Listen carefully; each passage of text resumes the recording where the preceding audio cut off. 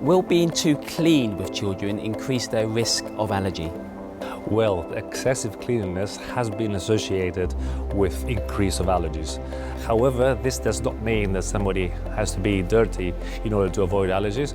Not that if somebody is dirty, they will avoid allergies. And we have to remember and take into account that the reason that we have hygiene is to avoid infections and avoid too many deaths from infections. It's more about being conscious about our environment and the biodiversity, because what we have done is we have reduced biodiversity, and by reducing biodiversity, allergies have increased. So it's more of a societal problem rather than a personal one. What can a pregnant woman do during her pregnancy to reduce her risk of allergy? Well, I think that lately we have realized that even if you try too hard to avoid allergens or things like that, you do not really change the risk of developing allergies. And what we suggest in a pregnant woman is actually to have a very healthy diet, also to avoid exposure to tobacco smoke or other irritants, and this is what gives the highest possibility of the children not having allergies. Is genetic testing useful for predicting the development of allergy? Well, very little. The truth is that although there are so many genes that have been associated with allergy, allergies are mostly an environmental disease.